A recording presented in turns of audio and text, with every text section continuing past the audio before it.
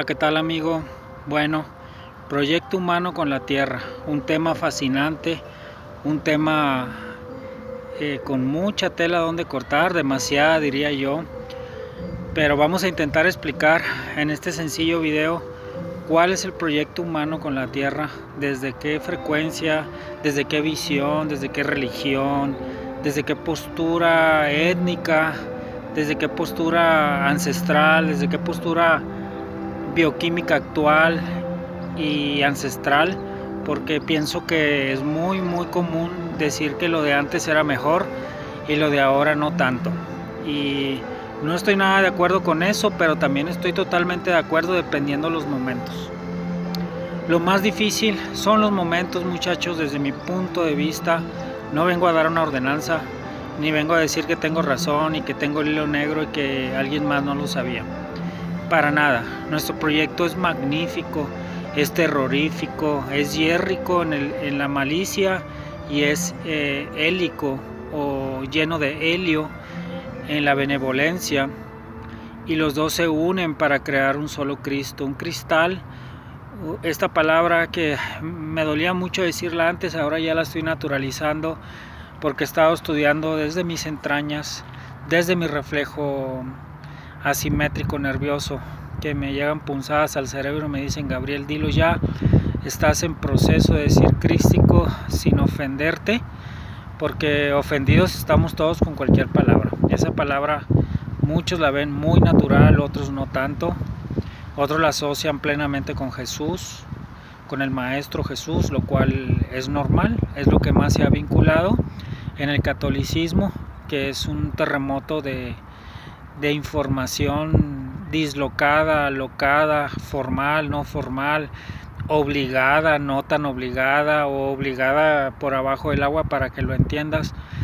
Y eso es una era pisciana, una era de agua, una era de retención, una era o lo haces, y ahora la era de Acuario nos está hablando de hacerlo a mi modo, pero combinando con el agua pisciana, con el estereotipo de antes. No decir ya dejé la era de Piscis, del agua, la era de... Es que es un revoltijo, les digo, es que el agua, el aire, el fuego y la tierra, como se denomina en el ámbito humano, la conciencia humana a nivel elemental, pues se ha subdividido en esas 4 raíces, lo cual tampoco estoy totalmente de acuerdo. En este video lo estoy consumando todavía más. Para entender, Dios nos pone manzanitas, peritas, uvas, juguetitos, luchadores, con lo que podamos entender que todo es una conciencia magnífica y un revoltijo y una ensalada de todo. Queremos encasillar ya qué es el hidrógeno. Bueno, ya eso es el hidrógeno. ¿Qué es el oxígeno? Eso es el oxígeno aquí en China. Y eso está muy difícil en el plan de Dios, porque la temperatura manda. Si hay una corriente de aire que hace que se eleve o se baje la temperatura, que viene la corriente de árboles del Tíbet, o que viene de las montañas rocosas heladas de la India, de Indonesia, de Malasia, o viene de los bosques magníficos de Tailandia, o llenos de mosquitos o húmedos de Camboya, no sé, de la antigua China sur-norte o suroeste, donde allí hay mucho mosquito y mucha persona que come de todo, que cómele todo, dirían los chinos. Y pues sí, me estoy yendo un poquito a todo, porque todo es la era de Acuario, así como estoy hablando de Camboya, de Tailandia, de Sri Lanka, de la India, de Indonesia, de Tailandia. Tailandia nos puede asemejar un poquito con el tema insectoide y lo han llevado a las artes marciales.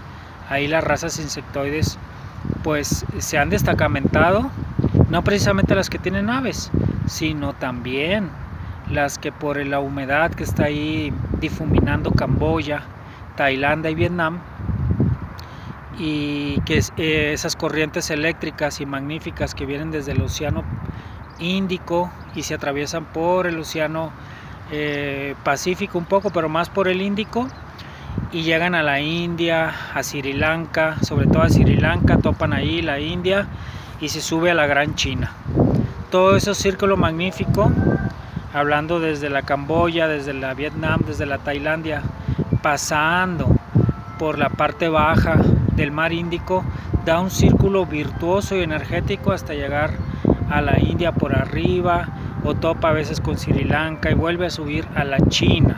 Ahí es donde está el insectoide básico de la antigua China. Ahí es donde después la Mongolia, después de un tremendo bagaje aritmético vivencial de los felinoides, se quedaron a vivir ahí un poquito más por la estepa, que era fría, pero a la vez no tanto como la frialdad que era más hacia el lado suroeste, donde está la Rusia, la Prusia, la Groenlandia, más al norte todavía, ya convirtiéndose el suroeste, el norte, ya si hablamos de América Latina para arriba, y toda esa franja los mongoles la dominaban porque sus ojos rasgados venían de una raza felinoide. Ya estoy empezando a hablar de razas también, y no voy a hablar ahorita exactamente cómo llegaron a esa zona, o los insectoides a la zona de Vietnam o Camboya, sobre todo Camboya, es donde realmente allí se destacamentaron las razas insectoides de otros planetas.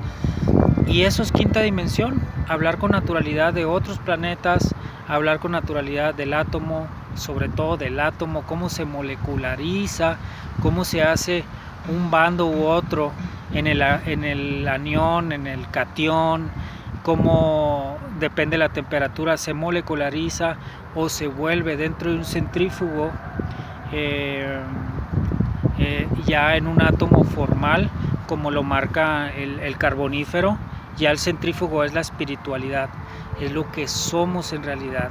Somos esa materia que viene desde allá, desde la osa mayor, desde la osa menor, desde el Tauro, sobre todo de la osa táurica, por decirle osa, porque ahí también había mucha conciencia, pero también mucha conciencia armamentada por el sistema solar. Entonces ahí, al ver que los trancazos estaban buenos por las armas cósmicas, pues ¿qué pasó?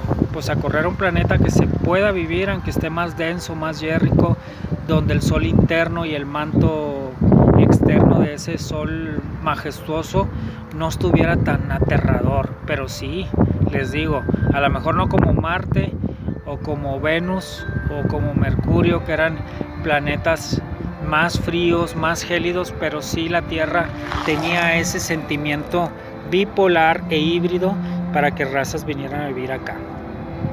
La osa de Tauro, pues es donde estaban las Pléyades, donde estaba, pues digamos, Alfa y Omega. En esa zona de ahí estaban las razas que iniciaron todo el proyecto de Dios a nivel molecular y que tenían, pues en su esencia, pues más molecularidad solar, más conciencia órica. Y al acabarse ese calor en armamentos por la guerra de Siria o la guerra de ahí vienen un poquito el Medio Oriente, todas las primeras razas que llegaron, los Anunnakis. Entonces digamos que es la guerra de Siria Anunnaki que se trasladó a lo que es el Medio Oriente, que se convirtieron en los hebreos, se convirtieron poco a poco de arriba de los nórdicos, que esos son los altos, los potentes, los alegóricos. Después se convirtieron en germanos, se convirtieron, ve tú a saber, británicos, eslovacos, híjole, y luego después se cruzaron un poquito con los Anunnaki, los altos, y se fue haciendo el Medio Oriente hasta terminar en San Luis Potosí. San Luis Potosí es una franja del Cáncer que tiene alcances con el Medio Oriente por cuestiones vibratorias, energéticas naturales de circulación de la Tierra, y nos convierte en una vibración esotérica. Vivir en San Luis Potosí es todo un reto, muchachos. Aquí corre la guerra Anunnaki, la guerra de las galaxias, aunque parezca película lo que les estoy diciendo, y después viene el cobre, del hierro, el magnesio, la potencia del Chihuahua. Chihuahua, al haber una guerra ahí cósmica, interestelar en las antigüedades, todo lo que es la parte norte desde Chihuahua, pasando un poquito por Arizona, Nuevo México, Arkansas, Oklahoma, todo ese tipo de lugares son áridos por la guerra solar de los Anunnaki. En aquel entonces, cuando estaba pegado la Atlántida y estaba pegada otro tipo de tectónicas que a la fecha pues no se ha comprobado 100%, pero todos sabemos que la Tierra no era así y que al estar así tampoco es malo. Pero aquí hubo guerra solar. Eso significa que los óricos, los yérricos, los potásicos, los magnésicos, los británicos, los güeros, los cobres, los bronces, las platas, los oros, son toda esa conjunción con el paso del tiempo a la velocidad. Es decir, cuando hubo guerra cósmica, hubo guerra plásmica. Era un poquito peor, o un mucho peor, o 1000 o millones de veces peor que las guerras atómicas. Entonces por eso la capa tectónica también se movió hacia varios lados. En este caso, al haber trancazos en el área de Chihuahua, en el área de Arkansas, en el área de Arizona, en el área de North Dakota, un poquito de Nebraska, todo ese tipo de lugares, hubo guerra plásmica entre los nórdicos, sobre todo cuando todavía no habían perdido el sentido de su vibración alta para crear armamento por vibración, o crear soldados por vibración, o manejar, permítame la expresión, el clítoris desde la mente, desde la cerebralidad. Podían conectar con toda la cósmica en ese momento y crear un arma, crear un guerrero, aunque no era lo suyo 100% de los nórdicos, eran más bien pleiadianos hermosos, pues también le tuvieron que entrar los trancazos como los insectoides.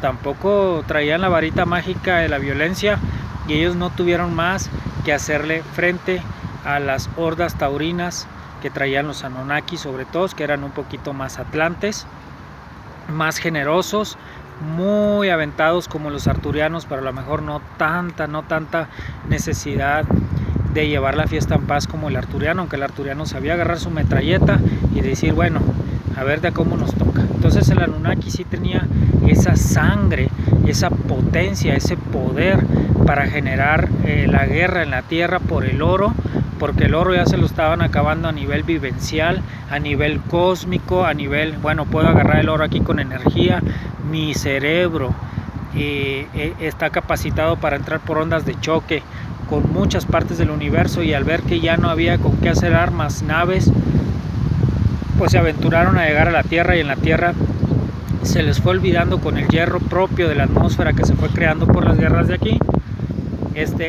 sus vibraciones de choque. Su glándula pineal fue creciendo. La glándula pineal no existía, simplemente eran cerebros ancestrales muy desarrollados, donde no tenían chichones, y todas las glándulas mamarias, como las amígdalas del cerebro, las amígdalas de la garganta, los testículos o los bajos, por ponerlo más suave, los riñones, las amígdalas bajas sensoriales de las mujeres, como son ahí se me olvida el nombre, las hormonas de crecimiento, de todas se fueron hinchando y fueron creando ese patriotismo de decir, yo soy yo soy el otro, ya no puedo hacer la magia a la misma velocidad, pero ya veré cómo le hago en una ovárica precisión. Ya se me vino la palabra ovarios, así como los testículos en los hombres, en las mujeres se fueron desarrollando los ovarios. ¿Cómo esto se traduce en la encarnación? Pues muy sencillo. El ovario, al tener más estrógenos y menos andrógenos, en la próxima vida va a tener más posibilidades de ser lo que le falta experimentar. ¿Cómo sucede la experimentación de la introducción a otra carne? Es todo un misterio que vamos a ir detallando, o lo quieren ya. Bueno, el boro, que es un lípido que se va desarrollando a raíz del solar.